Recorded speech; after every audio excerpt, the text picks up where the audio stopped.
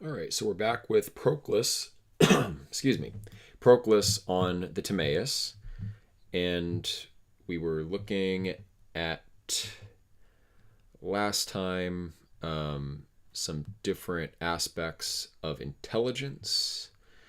I think it might be worth reviewing the last couple of pages before getting into the new material just to get back in the swing of it. And I have to adjust the screen capture. 1 second, there we go. Okay. So, after the definition of intelligence, however, let us see what reason is and how it is connascent with intelligence. In the Theaetetus, therefore, logos, reason, is said to have a threefold subsistence, for it is either enunciative, or a discursive procession through the elements of speech, or that which exhibits the differences of each thing with respect to others. Okay, enunciative, discursive through the elements of speech, or the comparisons of the differences between things. So movement between elements of speech, the words themselves, or the comparison of how one thing reflects other things. All these significations, however, are conversant with compositions and divisions and are unadapted to the comprehension of eternal being, for dissimilar is naturally adapted to be apprehended by the similar, and reason involves compositions and divisions, whereas eternal forms are incomposite, and so reason, strictly speaking, is not adapted to that comprehension. But eternal being is simple and indivisible and is exempt from everything which is contrary to these. Again, after another manner, one kind of reason is said to be doxastic, another scientific, and another intellectual. So this is just one iteration of the general trend where something exists at one level in its cause, another in its authentic existence or its level of being, and in another manner in its effects. So discursive reason, dianoia, sits between opinion, doxa, and intellect, nous. And so in a certain manner, reason, there's intellectual reason that presubsists in intellect, and there's reason itself in its own proper sense, and then there's the aspect of reason that is donated down to opinion. But we'll get Proclus unfolding this here. Again, after another manner, one kind of reason is said to be doxastic, another scientific, and another intellectual, for since there are in us opinion, dianoia, and intellect. But I call intellect here the summit of dianoia. So there's the aspect of reason that is most like the nous there. And since the whole of our essence is reason, as soul, in each of these, reason must be differently surveyed. Opinion, however, is not naturally adapted to the united, or to be united to the intelligence of intellect in energy, for on the contrary, it is conjoined to irrational knowledge. Nor is dianoia, so far as it proceeds into multitude and division, able to recur to intellect, but on the contrary, through the variety of its discursive energies, it is separated from intellectual impartibility. It remains, therefore, that the summit of the soul, and that in it which has most the form of the one, is established in the intelligence of a partial intellect, being through alliance united to it. So there's the most intellectual aspect of our soul, the intellect of soul, which is like related, it kind of subsists in our essentially dianoetic nature, but it is in the image of the intellect, which is beyond soul. And so it's by that faculty in soul that we reach up to intellect. And then here, when it says that aspect of the soul, which is most in the form of the one, he's talking about our intellect being that. And that kind of glosses the finer distinction, which Proclus, I think, elsewhere recognizes. And I said last time, Hermias, an exact contemporary of Proclus, from the same school, did recognize this distinction between the intellect of soul and the one of the soul. But here, the one of the soul is treated as kind of synonymous with the intellect of soul. Hence, this is the reason which intellectually perceives the intelligibles coordinate to our nature, and the energy of which Socrates in the Republic says is intelligence. just as dianoia is the knowledge of things which subsist between intelligibles and the objects of opinion. So mathematicals, intelligibles being the forms, objects of opinion being sensibles. In between that are the,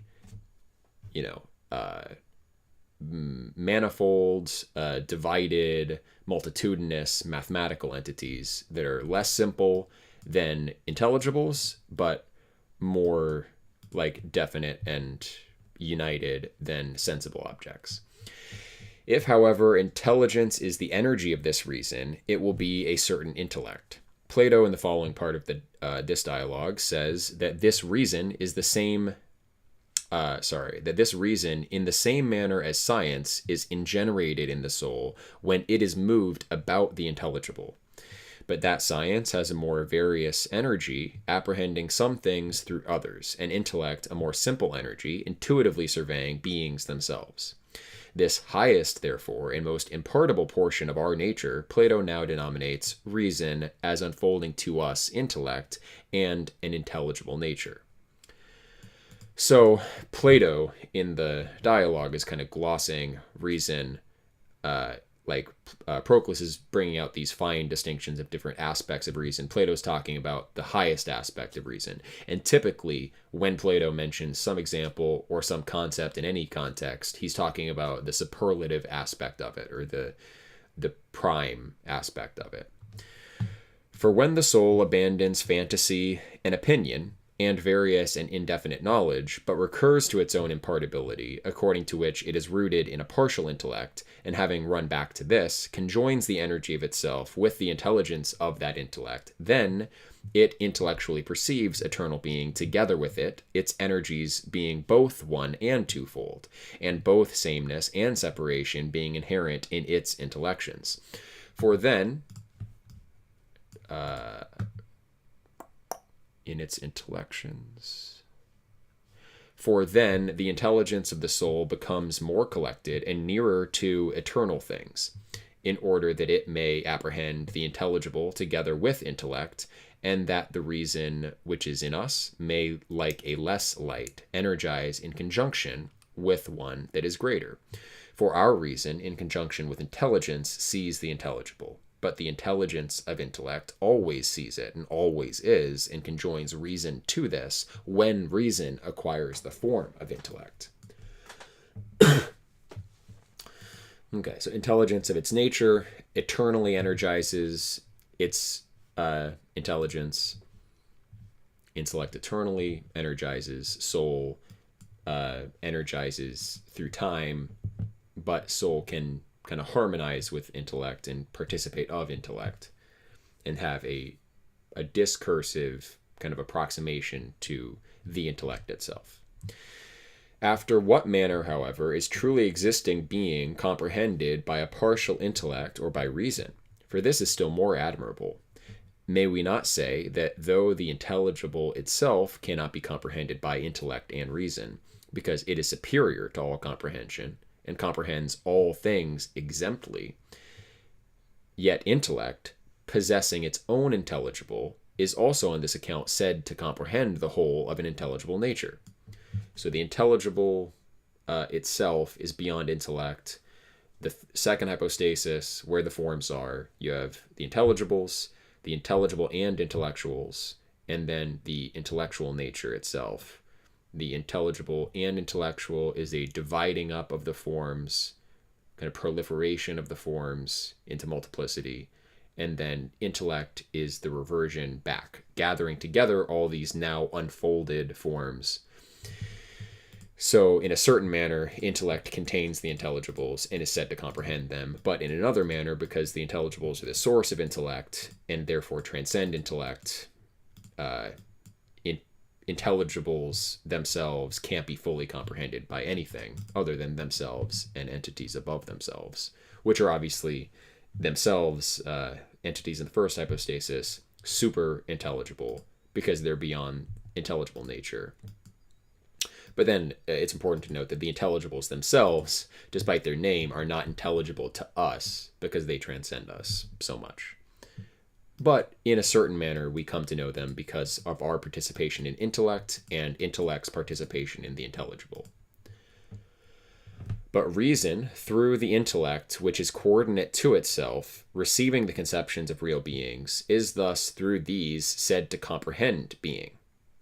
Perhaps also it signifies that reason, running round the intelligible and energizing and being moved as about a center, thus surveys it. Intelligence indeed knowing it intransitively and impartibly, but reason dancing, as it were, round the essence of it in a circle, evolving the united hypostasis in it of all things.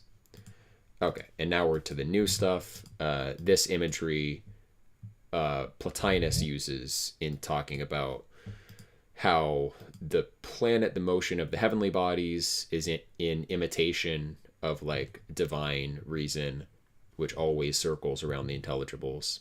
So the superior bodily natures, the planets, and heavenly bodies generally will have a motion that reflects that more intellectual motion. In the next place, let us direct our attention to opinion.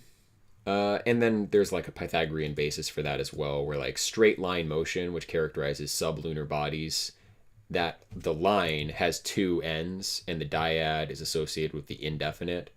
And so straight line motion down here is associated with things in the world of generation, which are inferior. Generation, strictly speaking, there as things that come into being and go out of being. The celestial sphere, Plato calls like the realm of generation because there is change, but things don't come into being and go out of being. Those younger gods are,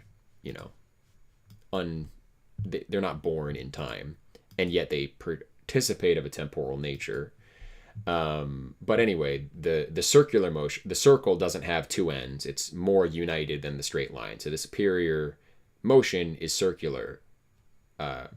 Straight line motion is inferior. Sublunar, straight line. Celestial, which is eternal, more so, albeit participating of a generated nature in some sense, is circular. Okay. So the new stuff. In the next place, let us direct our attention to opinion and consider what it is. That it is therefore the boundary of the whole rational life, and that it is conjoined to the summit of the irrational life is frequently acknowledged. So that's opinion is the bottom of rational activity and the top of irrational activity. But we shall now unfold such things as are the peculiarities of the Platonic doctrine, and which are as follow. That the doxastic part comprehends the reasons or productive principles of sensibles, that it is this, let's read that footnote. These reasons in a divine soul, so this is Taylor here, these reasons in a divine soul subsist both gnostically and fabricatively. Okay. So the reason principles, so spermatikos, logos, reason principles, or just logos of nature are contained in the doxastic part of our reason. And Taylor is saying, so it's starting.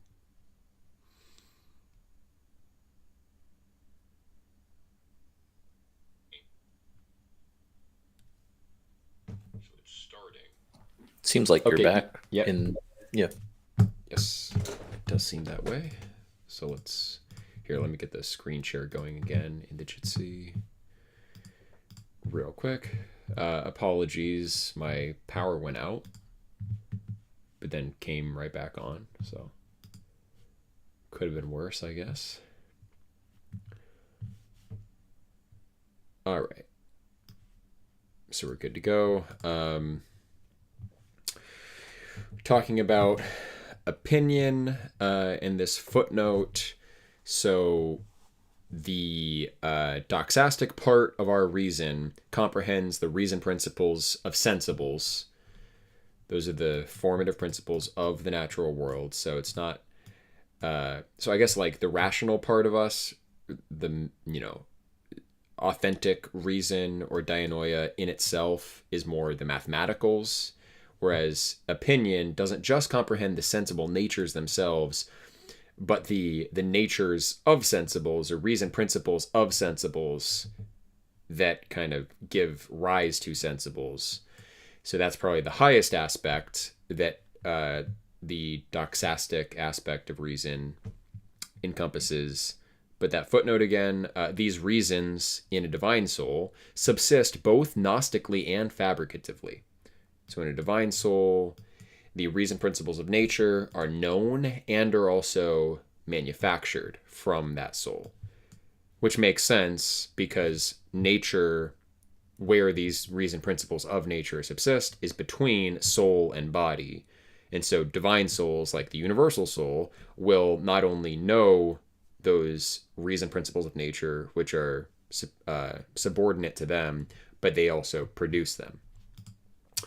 And in the human soul also, they thus subsist when it revolves on high in conjunction with the gods. But during the union of the soul with this outward body, they subsist in it gnostically only. Okay, when the soul is drawn down into the body, we can still know the reason principles of nature, but we don't have that unitive kind of knowledge that is both gnostic and fabricative.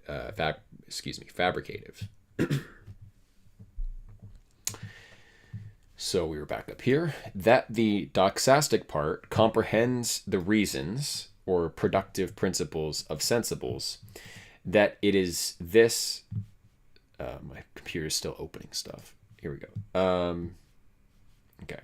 That the doxastic part comprehends the reasons of sensibles. That it. I think the sentence is messed up here. That this is also. Wait.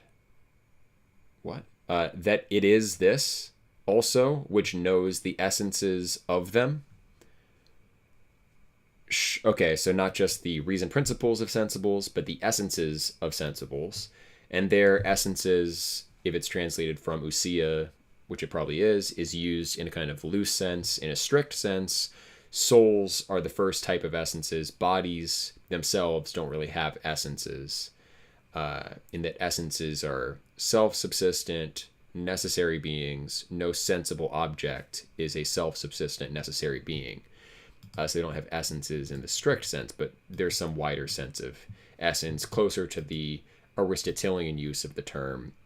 The Aristotelian concept of substance is also translated from ousia. In Platonic works, it's generally translated as essence. In Aristotelian works, it's generally translated as substance. And they are different concepts because the Aristotelian substance seems to include compound physical objects as well as living things. Okay. That it is this also which knows the essences of them, and that it knows the oti, or that a thing is, but is ignorant of the cause of it. Okay, so the doxastic aspect of reason knows that something is, but doesn't know the reason why. So it comprehends reason principles, it comprehends essences, but doesn't know their source and cause, which obviously brings you back to a deeper level of reality, and mere opinion deals with sensibles, not the underlying reality. It goes only as far as those reason principles, which are kind of in the natural world and are not separable from the natural world in the same way that mathematical truth is separable from the natural world. Reason principles of nature are always kind of consubsistent with nature. For since dianoia knows at one and the same time both the essences and the causes of sensibles, but sense knows neither of these, it is clearly, dianoia broadly, so not just the doxastic aspect. Dianoia itself knows essences and the causes of sensibles, but sense knows neither of these. For it is clearly shown in the Theaetetus that sense does not know the essence of a thing, and that it is perfectly ignorant of the cause of the objects in its knowledge. Sense. It is necessary that opinion, being arranged between sense and dianoia, should know the essences of sensibles through the reasons which it contains, but should be ignorant of the causes of them. For thus, right opinion will differ from science in this, that it alone knows that a thing is, science being able to survey likewise the cause of it, but sense adheres to opinion, being also itself a medium between the instrument of sense and opinion. For the instrument of sense apprehends sensibles accompanied with passion, hence also it is corrupted through the excess of sensibles, but opinion possesses knowledge undefiled with passion. Okay, so I thought he was going to complete this argument, but the argument is basically that dianoia itself knows essences and cause. Sense knows neither essences nor causes of its object. And so there must be a middle term. And this is a general principle when a superior entity has A and B, and then an inferior entity has neither A nor B, then there will be a middle entity that has A and not B, or B and not A. So that's what differentiates that doxastic aspect. It knows the essences, but does not know the causes. Should know the essences of sensibles. For thus, right opinion will differ from science in this, that it alone knows that a thing is, science being able to survey likewise the cause of it. But sense adheres to opinion. I have to adjust the screen capture again. It changed it when I booted back up. Okay. But sense adheres to opinion, being also itself a medium between the instrument of sense and opinion. And this is where I'm not quite following. Sense adheres to opinion, being also itself a medium between the instrument of sense and opinion. Oh, I see. So sensation itself is between the instrument of sense, the sense organs, and opinion. So sense organs are more material, sense itself is more Gnostic, and then opinion is more Gnostic, more intellectual than mere sense. For the instrument of sense apprehends sensibles accompanied with passion. Passion as in the sense organs receive, they're passively receiving largely. Although there are activities obviously too, but they're more passive. Hence also it is corrupted through the excess of sensibles. So sense organs can be corrupted through overstimulation, but opinion possesses knowledge undefiled with passion. So the manner of opinion is not passive in the same way that physical sense organs are. Sense, however, participates in a certain respect of passion. Okay, so he's doing a similar kind of thing. So opinion, on the one hand, has knowledge undefiled with passion. The sense organs are corruptible, but sense itself, which is a medium, participates in a certain respect of passion, but is less passive than the sense organs themselves, but has also something Gnostic so far as it is established in the doxastic part, is illuminated by it, and partakes of the form of reason, since it is in itself irrational. In this, therefore, the series... So, just like the soul in us can participate of intellect, although it is itself discursive and not intuitive, so sense, being in itself irrational, participates of the reason inherent in doxa. In this, therefore, the series of Gnostic powers is terminated. So sense itself, not the sense organs, but sense itself is the last of the Gnostic powers. And so that's the same faculty, basically, as ikasia. That's the imaging faculty. That's the smallest section of the divided line. In this, therefore, the series of Gnostic powers is terminated, of which, indeed, intelligence, nous, is the leader, which is above reason and is without transition. But reason has the second order, which is the intelligence of our soul, transitively coming into contact with real beings. Opinion has the third order, being a knowledge of sensibles conformable to reason, and sense has the fourth order, being an irrational knowledge of sensibles. For dianoia, being a medium between intelligence and opinion, is Gnostic of middle forms. It knows the middle things between intelligibles and sensibles, namely the mathematicals, properly, which require a more obscure apprehension than that of intelligence, but a clearer perception than that of opinion. As Socrates said on the preceding day, so the day where he gave the Republic, the Timaeus dialogue is supposed to take place, according to Proclus, the day after the telling of the Republic. Or not the like events in the plot of the Republic, but if you remember at the beginning of the Republic, Socrates is narrating the entire dialogue to somebody else. And so who is he talking to? He's talking to the same people that are there on this day, according to Proclus: Timaeus, Hermocrates, Critias. And then there was a fourth person who's unnamed, who was there on the preceding day, who's not there on this day, of course. But anyways, Socrates said on the preceding day, when he told them the events of the Republic, that is, he outlined the divided line, which is there in the 6th book, at the end of the 6th book of the Republic, when he defined the different kinds of knowledge by the objects of knowledge. It must be said, therefore, that opinion is according to reason, because it possesses Gnostic reasons of the essences of things, but that it is otherwise irrational. So I'm going to read that again. It must be said, therefore, that opinion is according to reason. So it's a rational faculty, because it possesses Gnostic reasons of the essences of things, but that it is otherwise irrational, as being ignorant of causes. For Socrates in the banquet, the symposium, speaking of it, says, "Since it is an irrational thing, how can it be science?" Opinion, that is not science, because it doesn't know causes. Science, scientific knowledge, is knowledge of causes, as well as other stuff, and ends, causes and ends, both. But it must be admitted that sense is entirely irrational.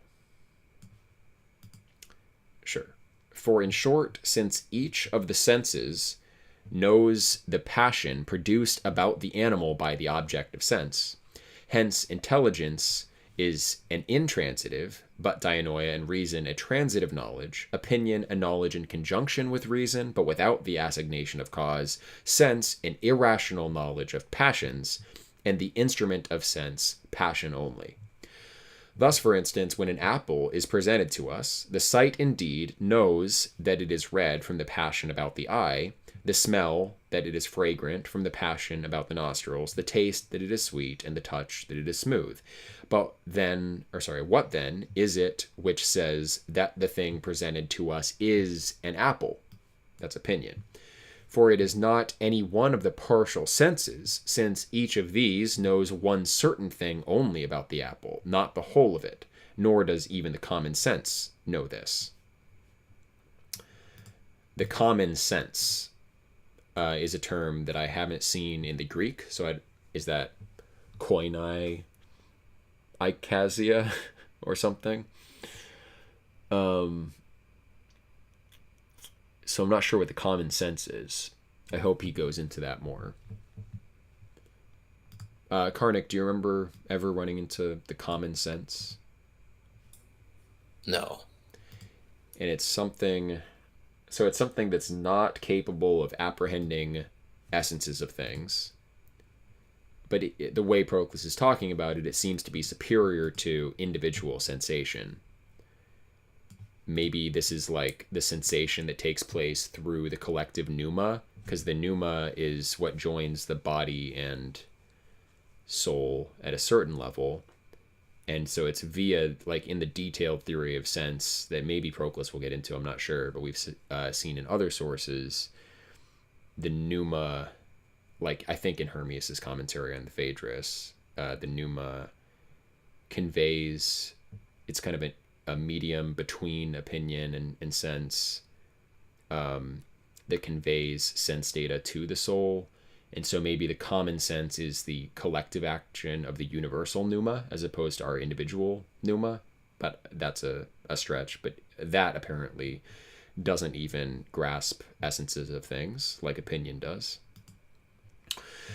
For this alone distinguishes the differences of the passions. So I think he's talking about the common sense. Oh, I see. Okay. Well, that's clear now. Let's just read a little bit more so I'm not jumping the gun on this. For this alone distinguishes the differences of the passions, but it does not know that the thing which possesses an essence of such a kind is the whole thing. Okay, so the common sense is like the sense in general. And it makes sense that that would have to exist. If you have 5 types of sense, then there is a sense in general, a common sense that we have. So individual sense, partial senses don't distinguish wholes naturally, but not even the common sense generally speaking, apprehends the whole of objects. For this alone distinguishes the differences between partial senses, differences of the passions, but it does not know that the thing which possesses an essence of such a kind is the whole thing.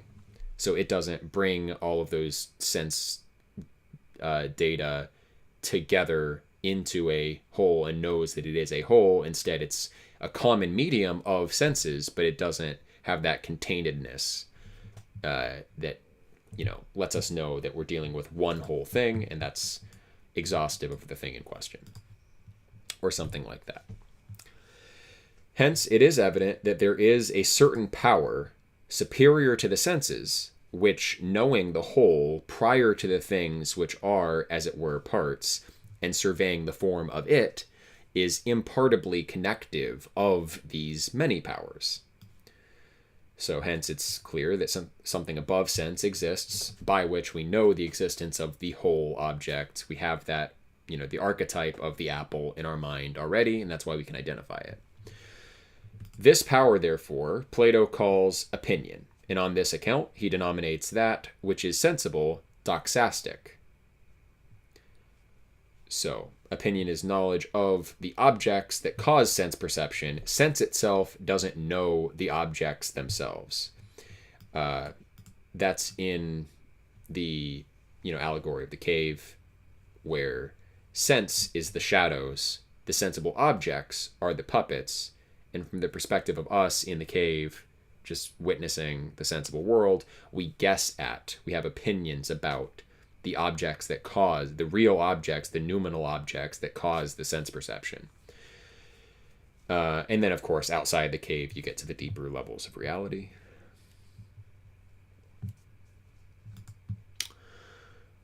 Farther still, since the senses frequently announce various passions, and not such as things of this kind are in themselves, what is it in us which judges and says that the sight is deceived when it asserts that the sun is but a foot in diameter, and that the taste which produces honey to be bitter is the taste of those that are diseased?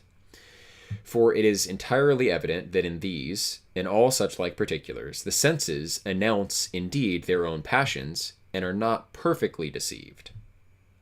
For they say what the passion is about the instruments of sense, and it is a thing of such a kind as they assert it to be, but that which says what the cause is of the passion and forms a judgment of it is something different from sense.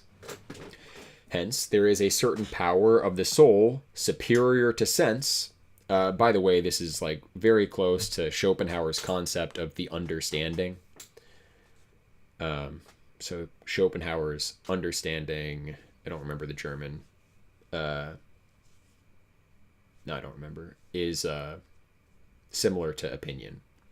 And he says explicitly also, because Schopenhauer studied Plato, so he knows this, that, sense is kind of just an impression, and then understanding the a priori intuitions of causality, just like Proclus is saying here, allows us to guess at the object itself which causes the sense.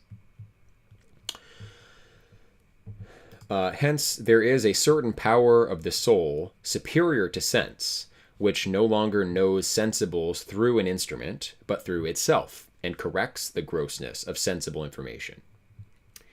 And this power indeed, which is reason.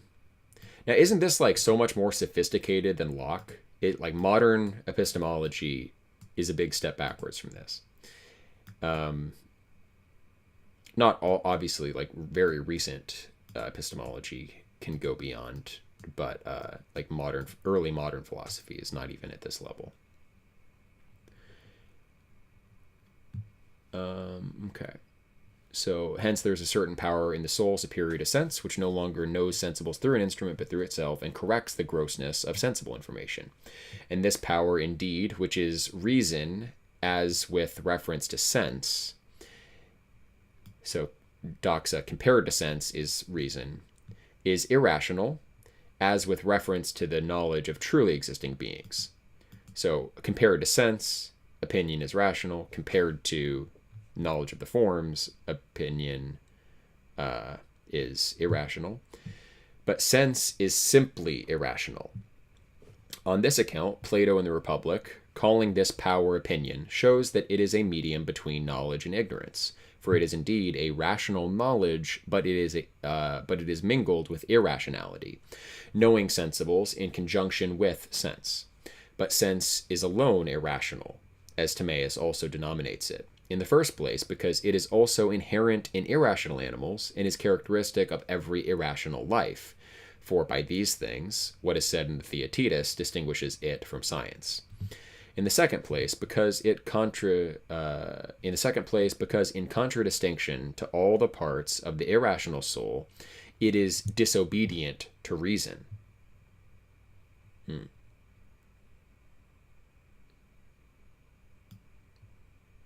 In contradistinction to all the parts of the irrational soul, it is disobedient to reason.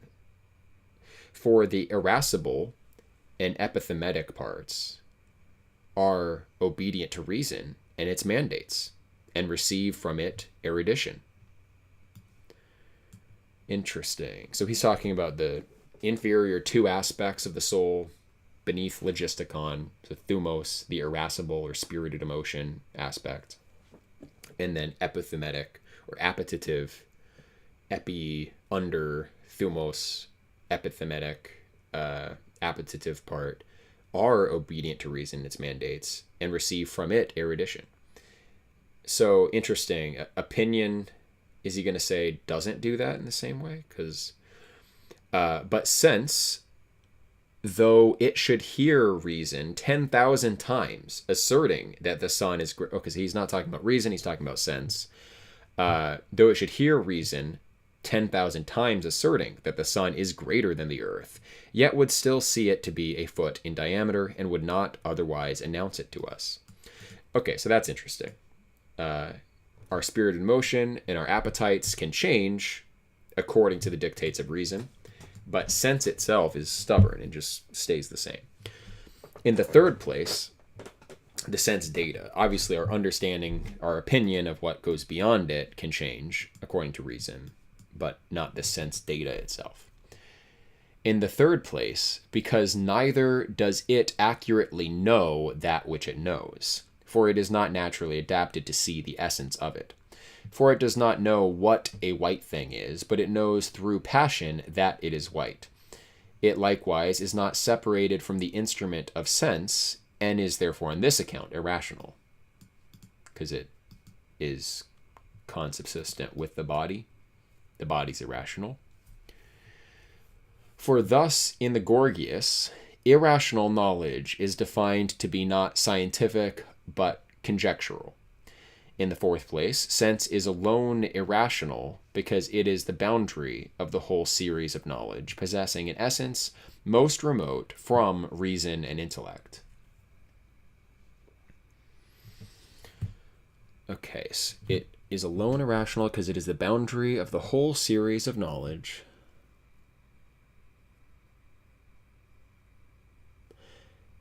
Sure. Okay, it possesses an essence most remote from reason and intellect, pertains to externals, and affects its apprehension of things through body. So it's obviously more irrational for all those reasons. For all these particulars demonstrate its irrationality. Everything generated, therefore, is apprehended by opinion in conjunction with sense, the latter announcing passions.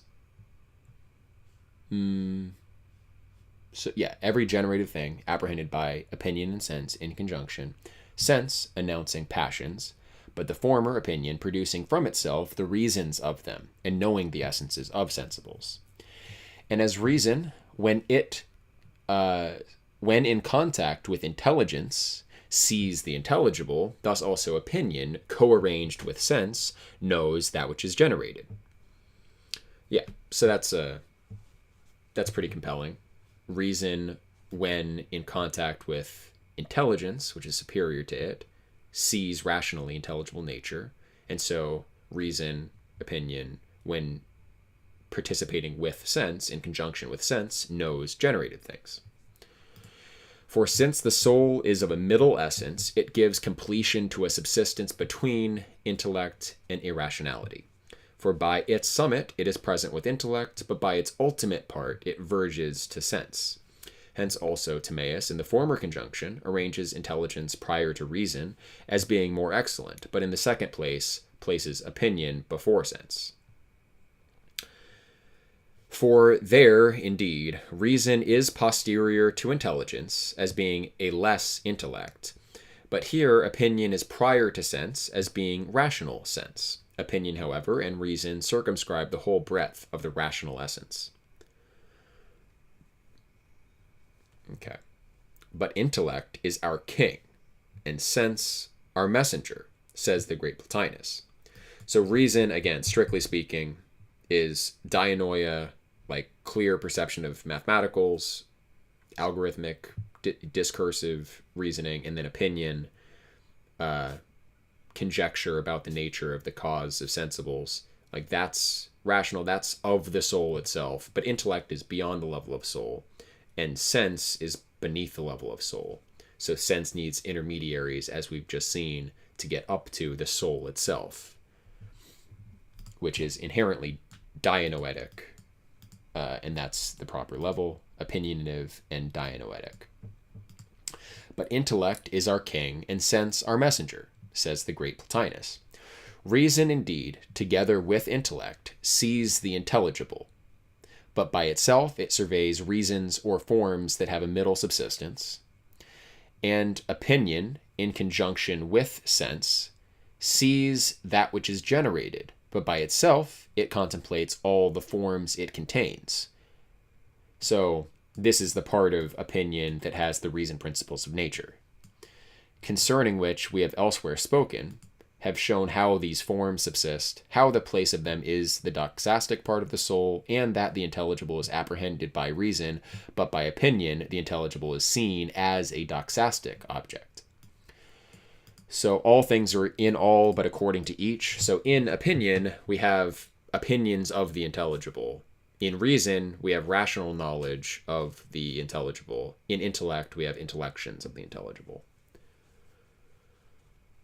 And then in sense, even, we have the faintest impressions of intelligible nature, because sense is still participating of the formal principles that cause the forms in nature, but very indirectly. And that the intelligible is apprehended by reason, but by opinion, the intelligible is seen as a doxastic object, for the object of its knowledge is external to, and not within it, as the intelligible is within reason.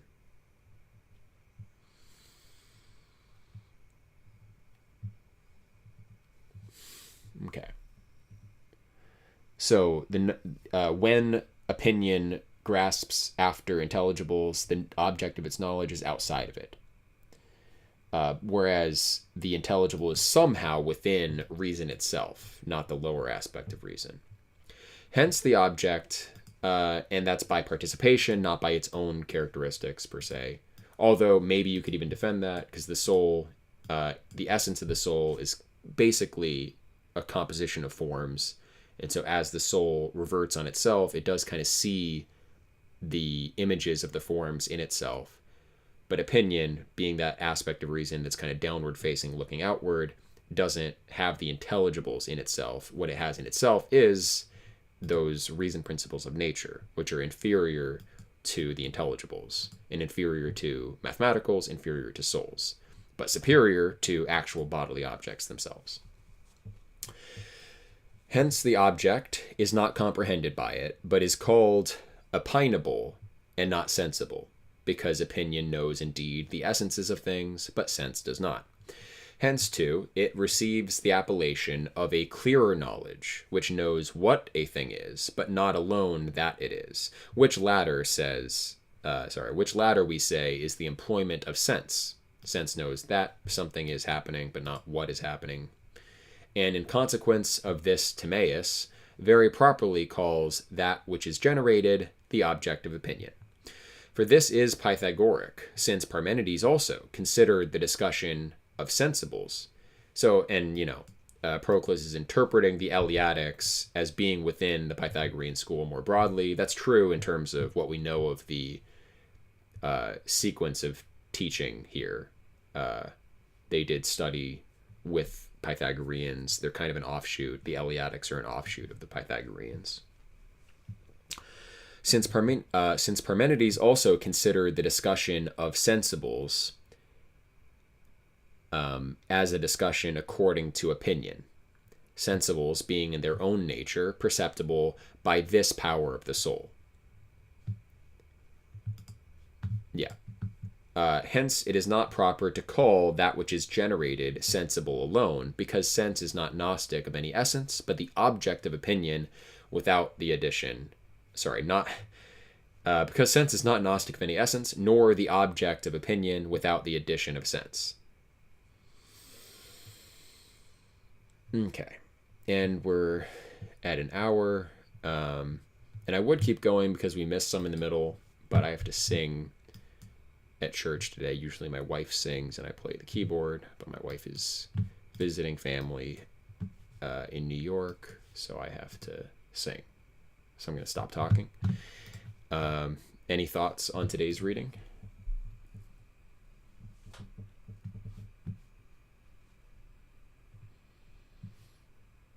Okay.